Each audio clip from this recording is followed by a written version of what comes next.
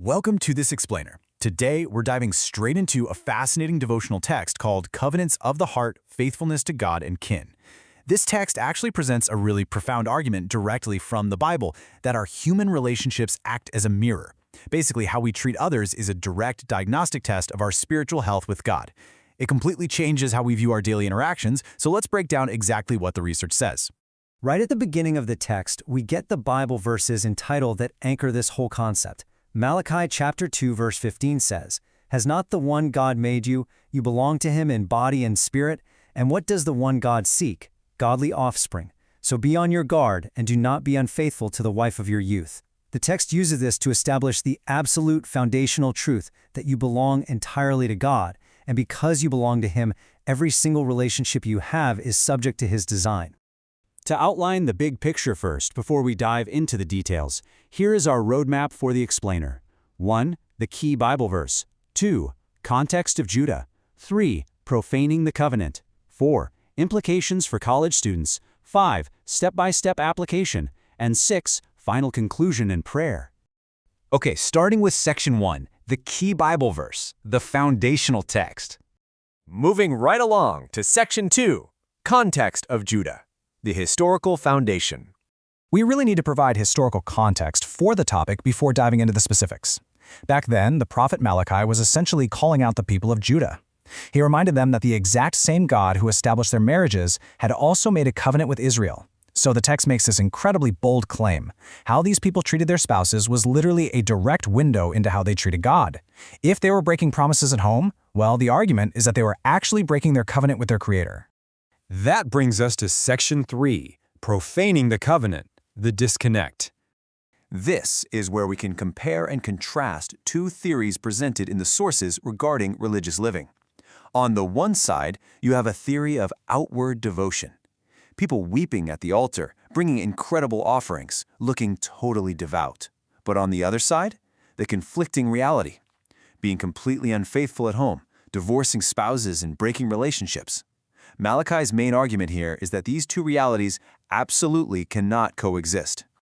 The text presents this as a massive wake-up call for believers. It argues that, sure, you could be singing, praying, and dancing, you could attend literally every Bible study and serve faithfully, but if you have divided loyalty, if you are breaking promises, or if you're treating people like they're disposable, your worship is fundamentally compromised. The source is very clear. Worship that is done while being unfaithful to others is simply not accepted by God. Now for section 4, implications for college students, the detail. Let's really focus on the implications of the data for college students. Based on Reformed Calvinism theology, the text highlights this profound concept of divine sovereignty.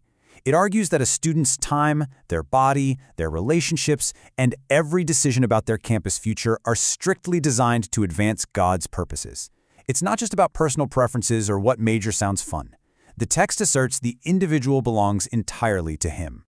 And remember that part in the Bible about seeking godly offspring?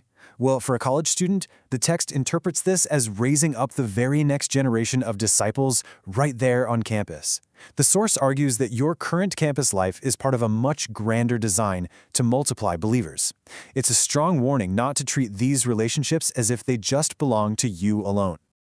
Let's move to section 5, step-by-step application, how to live it out.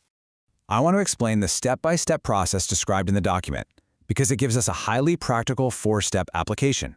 Step 1, examine your closest relationships for any patterns of unfaithfulness. Step 2, bring that unfaithfulness directly to God in genuine repentance. Step 3, consciously accept that you belong to him, both body and spirit. And finally, step 4, actively look for ways to contribute to raising up disciples on your campus. And finally, section 6, final conclusion and prayer, wrapping it up. To finish with a clear conclusion of the research, the text provides this beautiful summarizing prayer. Father, you made me and I belong to you. Forgive me for any unfaithfulness in my relationships. Shape my heart to be faithful. It's asking God to forgive that painful disconnect between our worship and our relationships, completely submitting to his molding. The devotional leaves us with one extremely provocative question to think about. Is there a relationship in your life right now where you've been less than faithful? It challenges you to consider what it would really look like to bring that divided loyalty honestly before God, knowing with absolute certainty that you belong to Him. That is definitely a powerful thought to take away from our explainer today. Thanks for tuning in.